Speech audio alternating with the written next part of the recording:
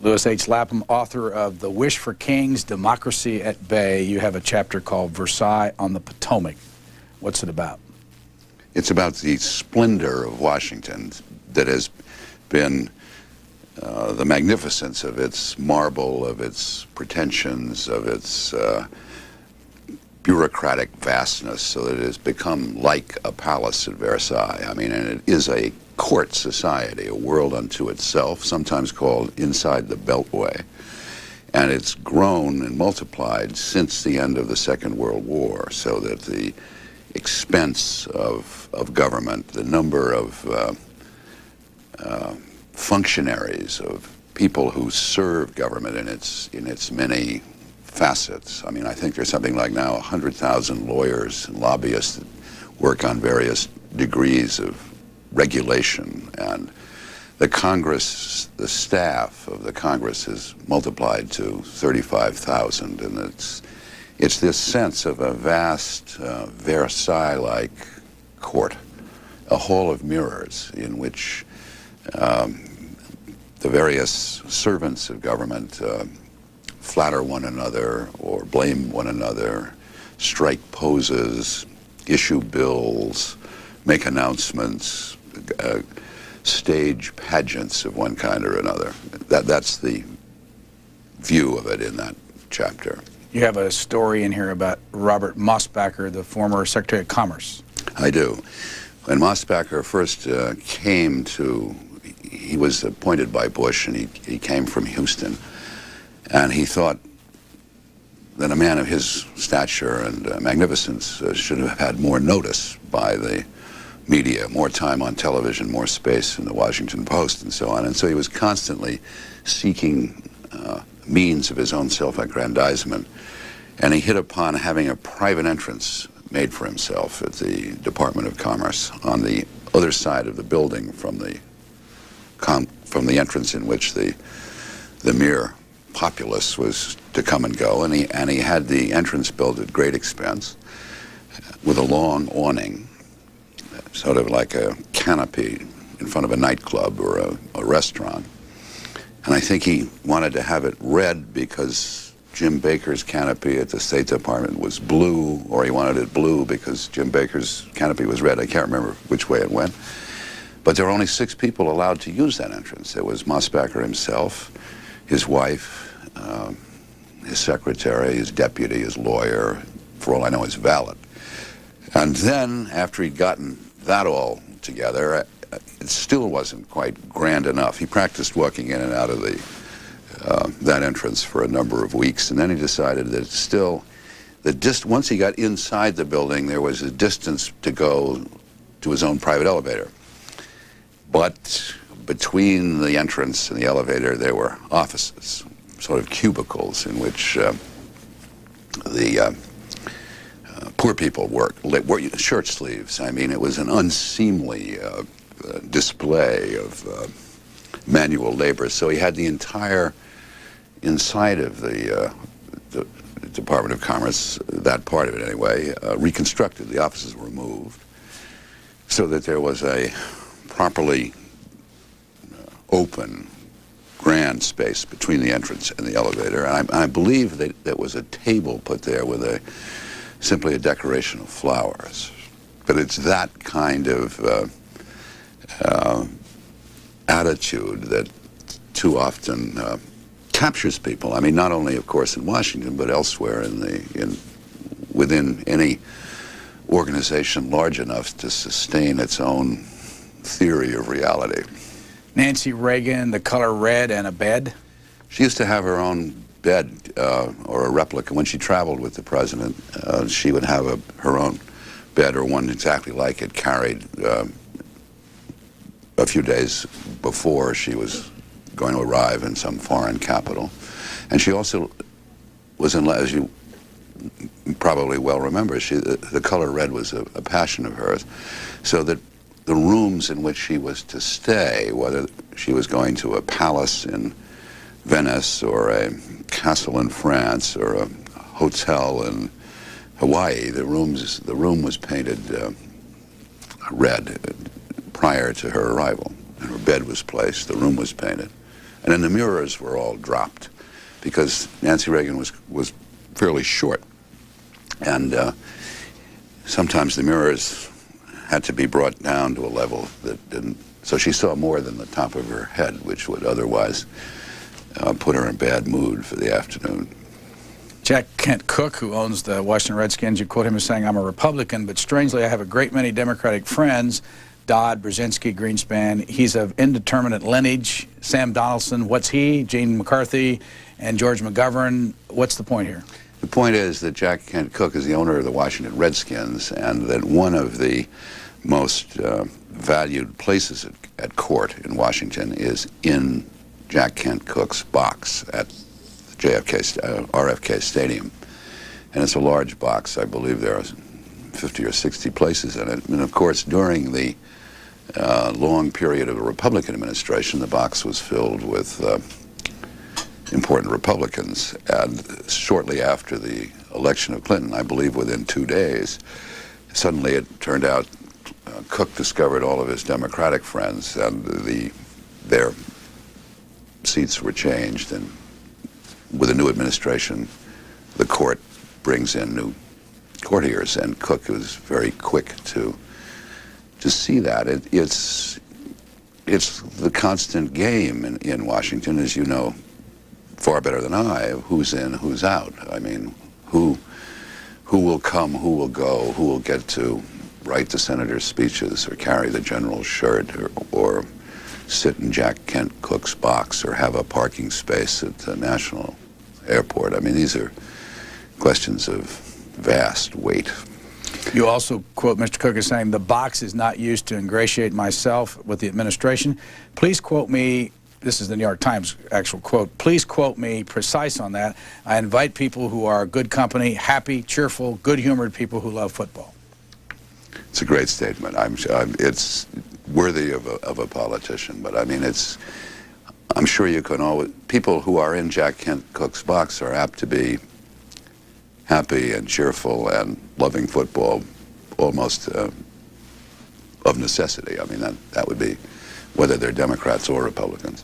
You write about the World Bank and first class versus business class travel. What's the World Bank, by the way? The World Bank is a large lending institution which arranges loans, usually for underdeveloped countries, loans for economic assistance. And it takes, most of the funds come from the United States, and the headquarters of the World Bank are here in Washington, but it does assemble funds from other countries in the world.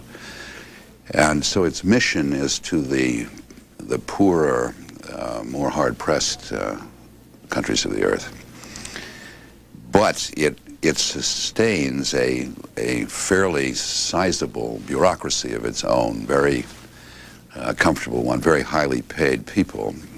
And one of these people on one of his jaunts to some desolate heath in Africa had figured out that if he traveled business class instead of first class, he would save a great deal of money. And he then worked out the equation that if this practice was adopted by other members of the hierarchy of the World Bank, they would save $12 million a year. And this is not too great a decline in accommodation. I mean, we were simply going from first class to business class and saving $12 million. But when this memorandum was passed around within the corridors at the World Bank, it evoked feelings of horror, disbelief, dismay. And one of the vice presidents sent back a counter memo saying, I can't remember the exact words, but it was to the effect that this sort of suggestion was outrageous, and that if Mr. Whoever it was didn't have more concern for the comfort of his colleagues, he should be dismissed at once and sent to some dark place of exile. But it was the feeling of, how can they take this away from me? You have a story in here about Bob Gray. Who is he, and what's his relationship to you? Bob Gray was a man I began to, when I first began I first came to Washington in the late 1950s during the Eisenhower administration. I'd come from university and I was trying to decide what kind of career to follow. What school? I'd gone to Yale University in the United States, then I'd gone to Cambridge University in England. And so I came and I talked as a very young man. I approached the CIA, I approached the Washington Post, and I also approached the White House. And I was sent to talk to Mr. Gray. Gray, at this point in time, eventually became an enormously successful lobbyist and trafficker in influence and patronage. And now, as I believe, he had his own lobbying firm for many years and is now with Hill and Knowlton. But then he was a young man and he was an aide to Eisenhower. And I can remember being interviewed by him. He had very little time. He was hard pressed, and the interview took place in the basement of the White House, in the barber shop. I mean, there was a barber chair down there in those days, and the only other place for me to sit was on the toilet. I sat on the toilet, and Gray sat in the barber chair, and I was at the level of his shoes, which I remember being very beautiful shoes. And I started to talk about democratic theory. I was very young, very idealistic, and Gray waved that all off and sort of said, please don't waste anybody's time. He said the whole thing about government, about Washington, about power is simply to acquire the right sort of friends and make connections and do what you're told until the great day comes when you can tell others what to do. Carry whatever water must be carried, and so on. It was a very realistic assessment and a very clear statement of the principle, which I never forgot. He made it very articulately. What happened to Bob Gray after 1957? He became, he then went into set up his own firm and became very influential in a number of, as a lobbyist, as a man who makes introductions, who arranges things, who helps legislation more easily through the channels of the Congress and so on. Lobbyist, I believe, is the term. What happened to you? What happened to me? I went into the newspaper business. I became a newspaper reporter, first for the San Francisco Examiner, and then for the New York Herald Tribune. And then I became a magazine writer in most of the 60s for the Saturday Evening Post and for Life magazine. And then what? Then I became a writer for Harper's Magazine in about 1970, and then in 1971 I became, by default, a managing editor, because there was one of those office politics things that happens in New York magazine offices fairly frequently. So the then editor resigned, so did some of the other editors. I didn't agree with their unhappiness. So I stayed, and I became, on a Monday I was a writer, and on a Tuesday I became a managing editor. And I remained, I was the managing editor for 4 years, and then I became the editor in 1976. How long did you stay there? Well, I was the editor for about, let's see, from 1976 to 1981. Then I was fired and spent 2 years in exile and rehired in 1983. I was then the glorious return. I was recalled as the editor of the magazine. So I've been the editor twice. Once 1976, 81, and again from 83 until now. You dedicate this book to John R. MacArthur, who is wary of merchants, let alone kings. Who is John R. MacArthur? John R. MacArthur is the publisher of Harper's Magazine and is related to the large MacArthur family, well-known family in Chicago. And he became associated with Harper's Magazine very early, when it, in 1980, became interested in the magazine. And it's a long story, but when the magazine went bankrupt in 1980, it was through his influence that the magazine was rescued, first by the John R. MacArthur Foundation, and then, in turn, by the Harper's Magazine Foundation. And he is, first of all, a journalist, and has himself written a good book called The Second Front, which he published last year, which is a book about the press coverage of the Gulf War. And then he's also the publisher of the magazine. But he's a very, very good person for me to work for, because he encourages freedom of expression. I mean, he is not nervous about offending the powers that be. Where's the MacArthur money come from originally? It originally comes from John R. MacArthur, his grandfather, who was a man who made a great fortune in the real estate and in insurance businesses, and began to acquire his fortune in the Depression in the early 1930s. In the middle of that period when you were without a job, Yeah.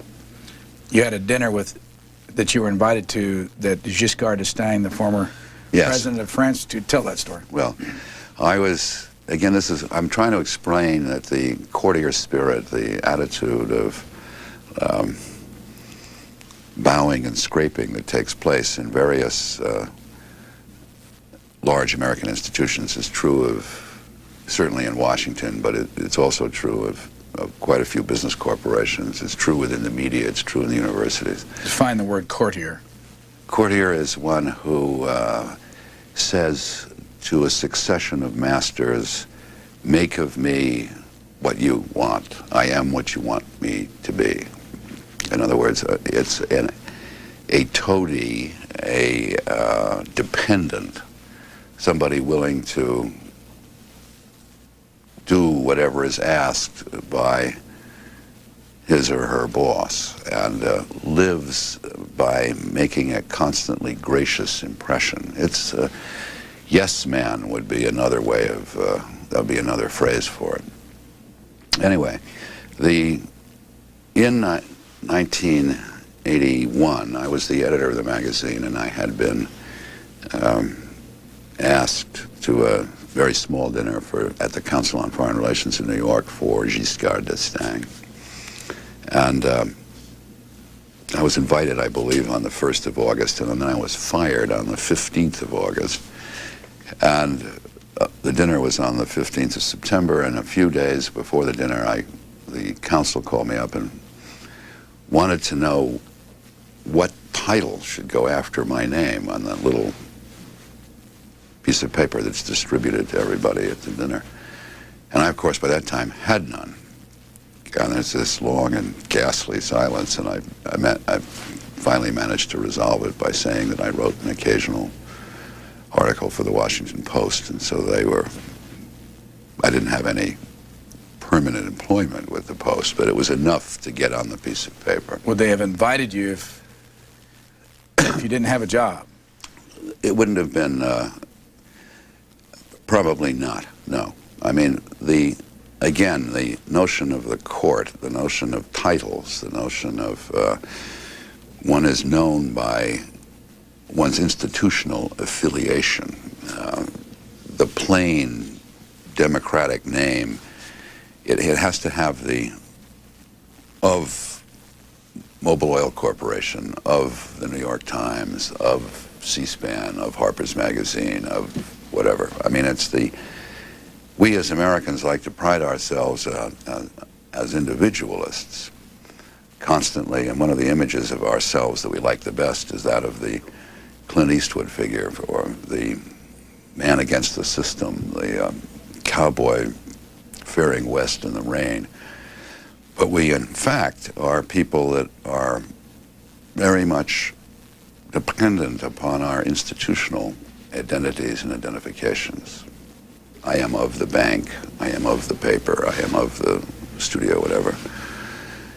And this, of course, is one of the premises or theses of the book, which is as the courtier spirit, which is the accommodating spirit. The democratic spirit is the one that simply speaks out and says whatever it's in its mind. And candor is one of the great democratic political virtues. We're Democrats to the extent that we try to tell each other what we know, what we've seen, what we feel. We're courtiers to the extent that we tell each other what each of us want to hear. And so the book is saying that as more and more people in this country become more and more dependent on large institutions, whereas in the last part of the 19th century, most Americans were self-employed, something like 80% of the population. Many of them farmers, obviously, but farmers and small craftsmen and businessmen. In the 20th century, as the large institutional organizations come forward, now I think only 2% of the American people are self-employed. And if one depends on an institution for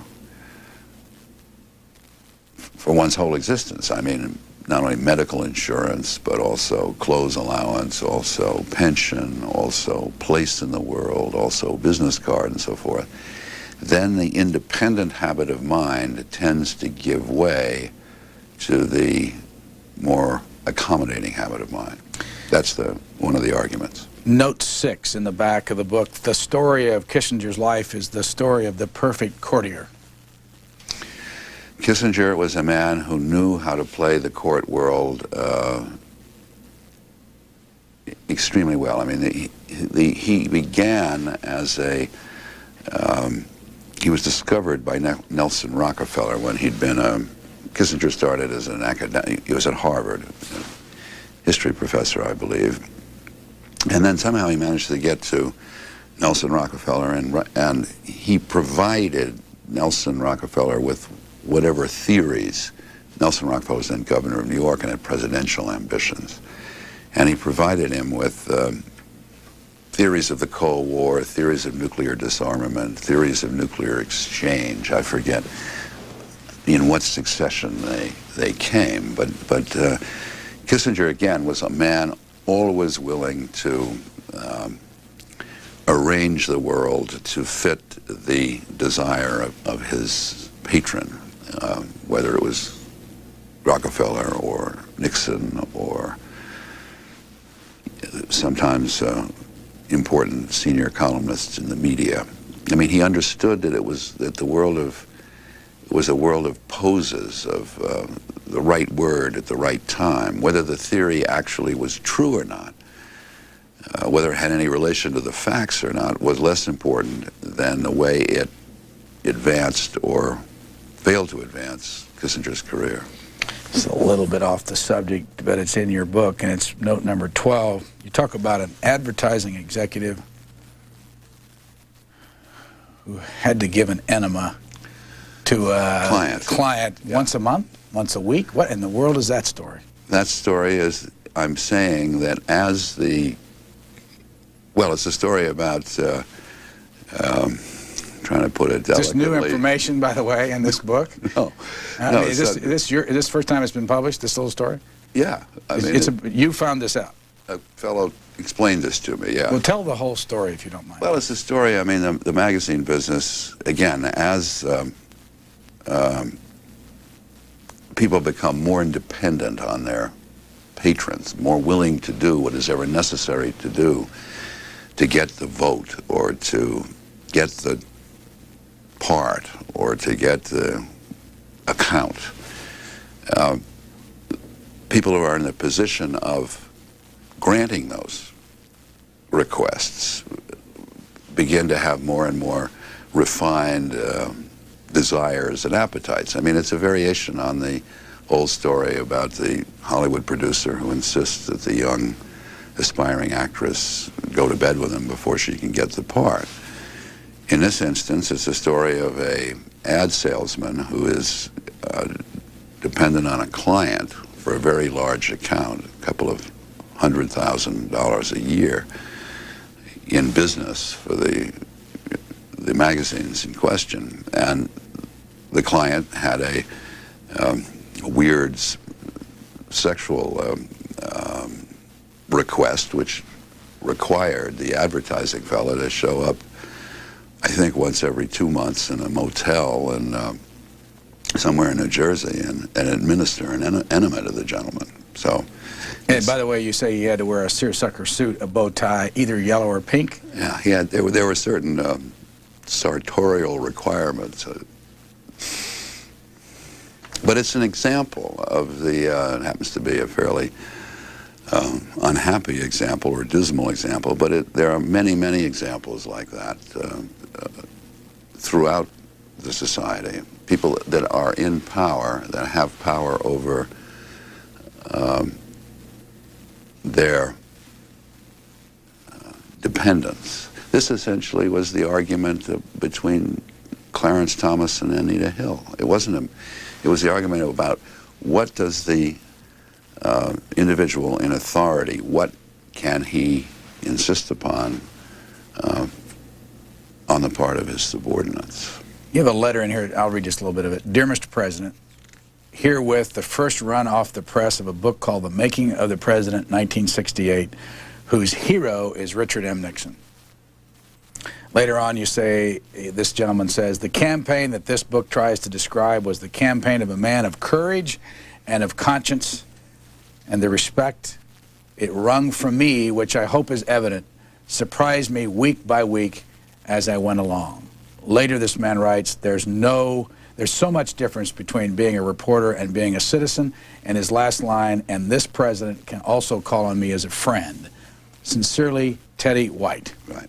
Why did you put that in this book? I put that in because I'm trying to show the relation of the media, the press, to power, which is, again, the relation of the courtier, trying to curry favor among the people whom it describes, to stay friends. I mean, in that particular book, White had some rather sharp things to say about Nixon, but he wanted to maintain his place at court. I believe this is true. I don't know if this is in the book, but I've been told, and I think it's true, is that Kay Graham in the Washington Post, shortly after Nixon was impeached, I mean the same month, sent him a nice note and said, don't worry, when it's all over, we'll have dinner. I mean, it's that relation. The relation is always to power. And if you're out of power, nobody can remember your name. And if you're in power, everybody's your best friend. The case of Nixon's career is a brilliant demonstration of that. I mean, a man who was considered a used car salesman, impeached, and now 20 years ago his name was synonymous with scoundrel crook, and now his name is synonymous with statesman and philosopher. The last line of the jacket on your book says, the several facets of this question come into brilliant focus in this important book by one of our most incisive social critics. No one who cares about the future of our nation should miss reading The Wish for Kings. They're writing about you. And the only reason I bring that up is that you then have a note in here that says, the talent for self-promotion is by no means unique to Washington. In New York, it is common practice for authors to write the jacket copy for their own books. That's true. Did you write the jacket copy for your own book? I don't think so. I certainly edited it. I mean, what happens is that the publisher writes it, and then they submit it to the author. And so I'm sure I had a hand in that. Did you worry about the fact that you had a hand in that and then used this footnote? Because you're critical of a guy named Gordon Lish, who wrote the following about himself. There is no other contemporary figure in the nation's literary community whose presence is as widely or as urgently felt. I think it's a question of degree. I mean, it's a question. I thought the Lish was a little over the top. I thought the words that the publisher used on my own behalf were fairly cliched and familiar. What about this book? It's published by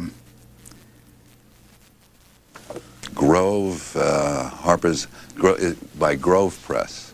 Is that owned by Harper's? No, it's owned by the Atlantic Monthly. There's something called the Atlantic Monthly Press, and then there was something called Grove Press, and just about the same time that this book was published this spring, Atlantic Monthly Press acquired Grove Press, so now they're a joint publishing company.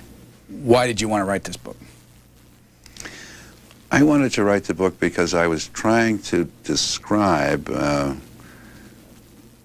what I saw, not only I was trying to report accurately the circumstance of what I kept encountering. I mean, and again, it's not only about government, it's about universities, it's about corporations, about the media, and I don't exempt myself from the conditions that I describe, but people constantly go around and say the American democracy is in trouble, or the United States is in decline, and so forth. And it seems to me that if there's that may be true, but one of the reasons that is there is an absence of Democrats, small d. I mean, something is evolving in this country, and has been over the last 20 years, away from the notion of democratic self-government, and even more to the point, a loss of faith in the democratic idea. I mean, freedom is good, but it's not enough. Self-government would be wonderful if we had the time and the energy and the resources to practice it, but in the meantime, give us somebody who will take care of us. That's the wish for kings. The wish for kings is a very old wish. It's the wish that brings in Caesar. It's the wish that brings in the man on the white horse, the magical figure that will resolve all one's troubles. And it is antithetical to the democratic notion of discovering one's own future. You write, I have come across only a small number of people who can talk about any particular book at convincing length. That is true in New York. New York is, that's a remark, I believe, about the New York literary world, where the conversation is much more apt to be about the author's standing in the market. I mean, everybody has read the reviews, and everybody knows whether the book is up or down or in or out, and everybody has something to say about it in a couple of sentences. But I find, at least within the court world of the New York literary scene, that relatively few people have had the time to read all the way through the book. I find that when I travel around the country, that if I'm in California or if I'm in Ohio or Texas, and I run across somebody who's read the book, they're apt to have read the whole thing and are prepared to really talk about it. Whereas in New York, I get the current opinion. You had a book show on television. I did. What was the name of it? It was called Bookmark, and it was on public broadcasting, and it was on for 3 years, 1989, 90, 91, I believe. What was the format? Very similar to this one, except it went for half an hour. We'd take a book, just the way we're doing now, and I would play your part, and you would play mine, and then often I would have one or two other people in the conversation, usually writers, who had thought about or had written about the subject who could add to the conversation. And either argue with the writer or provide a different perspective. And the object was to try to get a conversation about ideas going in a half an hour. If you still had the show and you were playing my role and you had somebody else sitting at the table for this book, what kind of person would you invite? Well, you'd have to, I might ask somebody like Hedrick Smith. Hedrick Smith wrote a book called The Power Game. And a very interesting book, came out, I think, 4 years ago, and he, well-known figure in Washington. This would be, certainly from the Washington side, this would be a very familiar topic to him, and he would agree with some of it and argue with some of it. But again, he's very good on television. I mean, he would have been an interesting presence, I think. What happened to the show? The show lost its funding. I mean, it was supported by the Bell Atlantic Telephone Company, and they supported that company for 3 years, and then the people who had been responsible for that within Bell Atlantic went to other companies. The new people in the Bell Atlantic had no interest in it, and I couldn't raise money for it. I tried. It at that point was running in 147 stations. It was beginning to evolve and was beginning to acquire an audience. And but I went to various corporations. I went to some foundations, but I never could find the money to put it back on. What do you think of public television? And how does that fit in because I know you write some about it in The Wish for Kings. Yeah. I think public television, in my experience of it, was very much part of the court world. In other words, they had certain people I came up against had certain set attitudes. I mean, I brought the book show first to the station in Washington, and I was simply told that we here at the station, we're not interested in books. We never want to hear more than 3 minutes a day of a book review on NPR, and we appreciate your concern, but no. And this was even with the funding presented to them. I mean, I went to that meeting with the people from Bell Atlantic. And then we encountered the same thing when we tried to put the show on through Philadelphia. And New York was willing to take the show, but only if we dressed it up with production values. So I encountered hostility to books, to ideas on the part of PBS. I mean, this kind of show would be considered talking heads, and therefore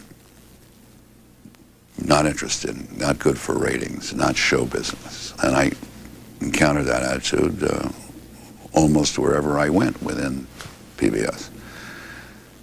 I think they're wrong, because I happen to like talking heads, and I think they're interesting, and I also think that the public broadcasting system should try to do more of this kind of thing, because, as you know, there are a lot of interesting people in the country, and they have a lot of interesting things to say, and not enough of them appear either on, certainly not on the networks, and not enough on the public broadcasting system. I've underlined a couple of other comments you're making here about some individuals. I just want to read them and get your reaction as to why you said that. The Television and Publishing Media Award, I'm reading this wrong, the Television and Publishing Media award Alan Dershowitz the reputation of an incomparable trial lawyer in homage to his talent for publicity rather than in recognition of his record in appeals cases, which as of the summer of 1992 stood at 9 wins and 39 losses. Yes, the tendency again is to go for the reputation. Dershowitz is a great self-promoter. He has won some spectacular cases, but he has lost more than he has won. But people like, I believe, Leona Helmsley and then Mike Tyson both were persuaded by his reputation. And both of them went more or less directly to jail, as I remember. I mean, he didn't triumph in their cases. But again, the media image, the reputation, often is a surrogate for the work itself. I mean, again, take Kissinger and take Nixon. Both of them have still reputations as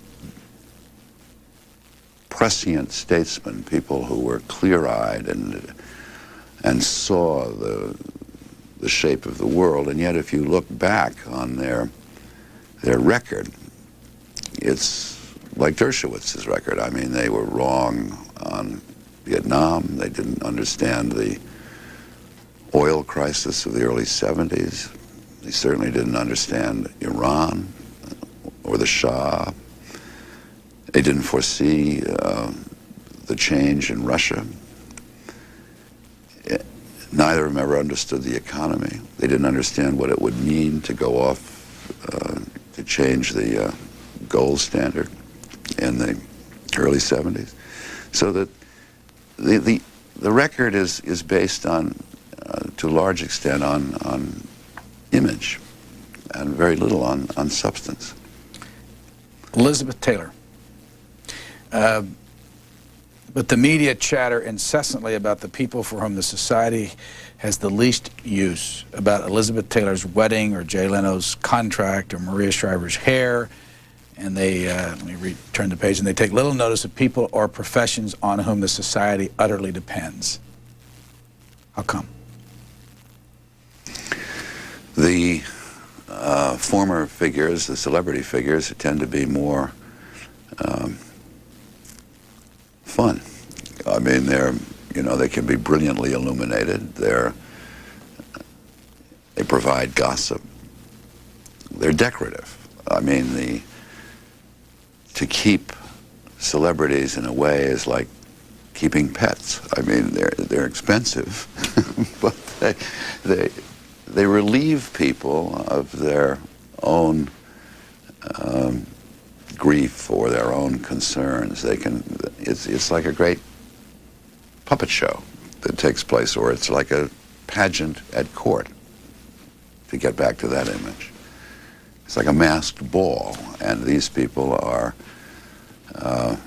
more fun to talk about, and again, with the wonders of the modern technology, with the television, people throughout the country identify with them. I mean, the stars of afternoon television soap opera shows receive 100,000 letters a week from fans telling them things that the correspondents would never tell their fathers, wives, husbands. I mean, confessional. You write about a dinner party you were in attendance, and you're sitting next to a lady and you're talking about democracy. Before I ask you about that, let me read this statement you write. Over the course of the last 20 years and across the span of an extensive acquaintance among the people who enjoy most of the country's advantages, bond salesmen and politicians, as well as publishers, corporate vice presidents, novelists, lawyers, English professors, and undersecretaries of state, I have noticed that most of the respondents fear and despise both the theory and the practice of democracy. I think that's true. I'm talking about, it's the thing I said earlier when I said that if you asked me, why did I write this book? The answer is that I've encountered, if you ask me what is the trouble with the American democracy, I will say to you, the absence of Democrats in small d. They despise it, though? I think they fear it. Maybe in certain people despise it. I mean, the attitude of the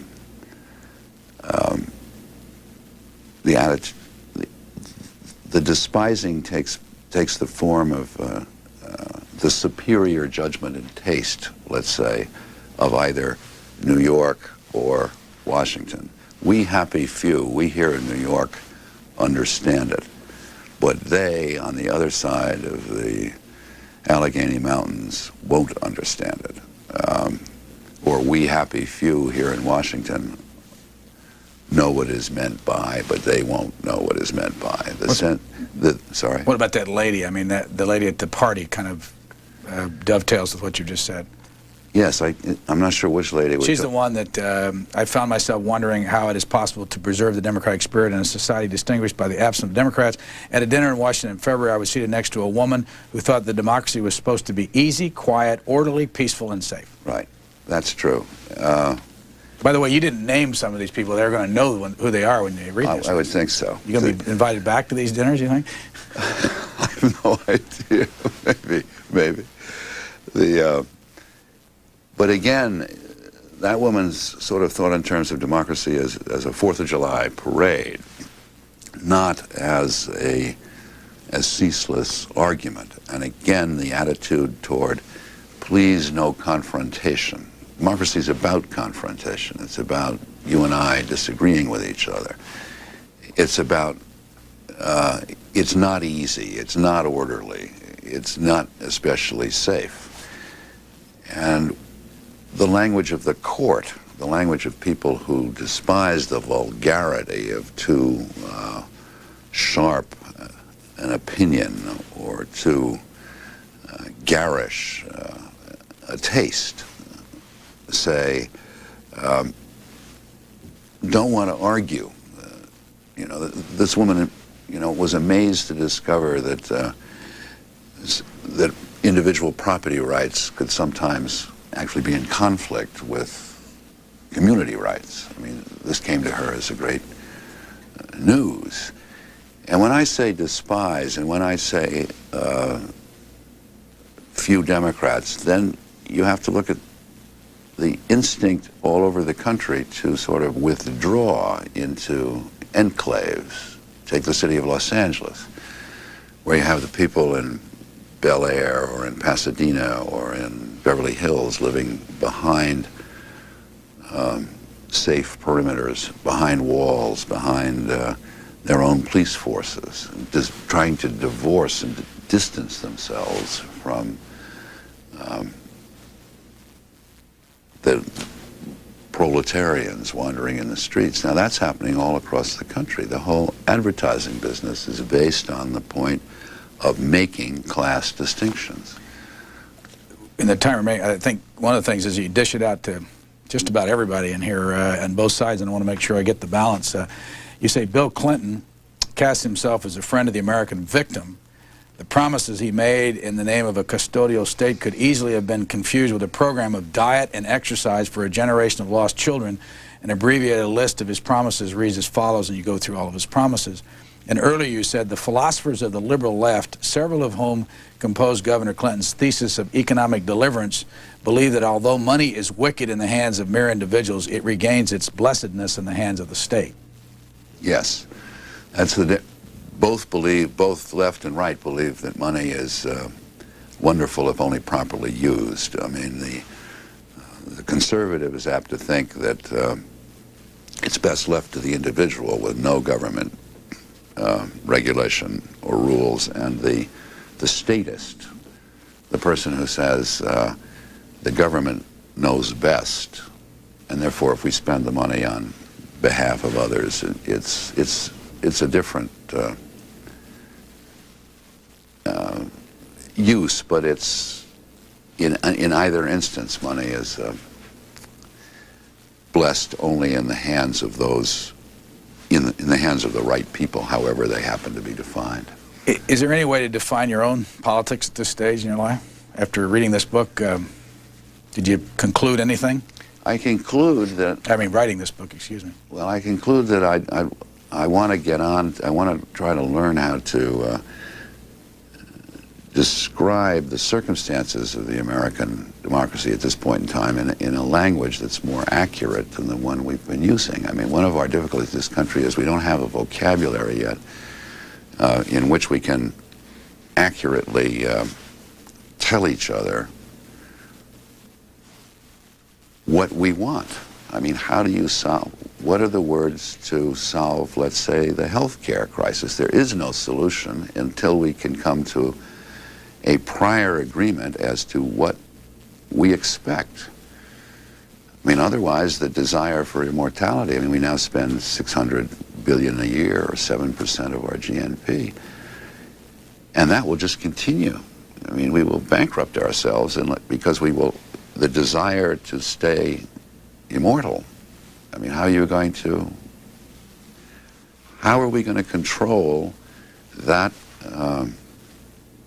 desire, that urge, unless we come to some prior agreement as to what we're about? Are you a liberal or a conservative? Well, I would say I was culturally a conservative, but I tend to be politically a liberal. I mean, I have elements of both in them. Do you have a favorite president? You mean other than Lincoln and Jefferson? Okay. They would be they're the ones I probably know. What do you think of the Kennedy legacy? I think it was, again, it's part of the wish for kings. It's the, I think there was less there than we wish there would be. Lyndon Johnson. Johnson, to me, was a fascinating figure. I actually met Johnson. I worked in the White House in the White House, press corps briefly while he was president. And I've read quite a lot of books about Johnson, and I don't have a simple answer. I mean, the elements are so mixed in Johnson that I think he's, in some ways, almost a tragic figure. Jimmy Carter. Carter, I think, is much better as an ex-president than he is as he was as a president. And I misread Carter at the time. I think the more I know about Carter, the more impressed I am with him. Ross Perot. Perot, I think, is an autocrat. I mean, I read him that way. I see him as a man who, if he could run he's very, he knows what's wrong, but the way he wants to fix it, to me, is very unclear. And I get the uneasy feeling with Perot that that he would like the country to be run either as a prison or as a monastery. I mean, he would be the abbot or the warden, and I don't think he has much sense of democratic debate. Reagan taught the country that it wasn't necessary for a president to know anything about law or foreign policy or free speech or trees or black people or whales. Government was a salesman's smile and a gift for phrase. I think that's true of Reagan. I think Reagan was shrewder than many people thought, but I also think he was primarily an actor. He was a man who read a script, and what the words meant, I often think he didn't know, nor did he think it was important. Star Wars would be a wonderful example.